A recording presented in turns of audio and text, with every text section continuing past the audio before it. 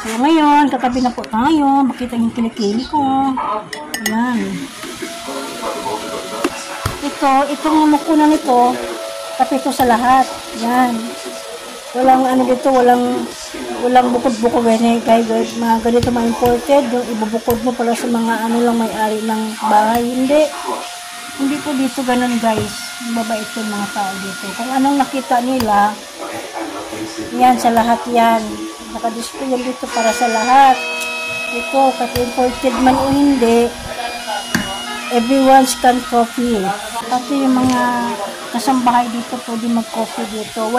Basta nakadisplay po dito yan. Yan, lahat makaka-kape. Ayan. So ngayon, ito yung aking sugar, mga kasasi.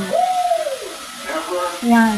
Kasi nga mga kasasi kung bakit ito yung ginamit ko, kasi nga yung lahi kasi namin, ito, diabetes yung lahi naman mga kasasi. So ngayon, kumbaga parang nag-iingat ako mga kasasi. Mahirap na.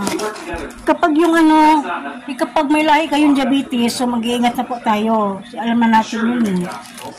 Kasi nga alam nyo na mayroon kayong ganyan, tapos palagi pa kayo magsusugar ng mga ganito. Ayan. Ayun. Magiging katulad ka na rin nila na may diabetes rin.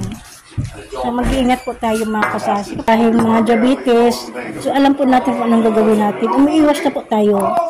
So, ayan. Kita yung aking kilikili. Umiiwas na po tayo mga kasasi. Kasi alam na po natin na hindi talaga maganda yan. Ito po yung katulad sugar ko yung Maganda dito mga kasasi yung Splenda. Ayan. Pang anti-diabetes po. Ayan.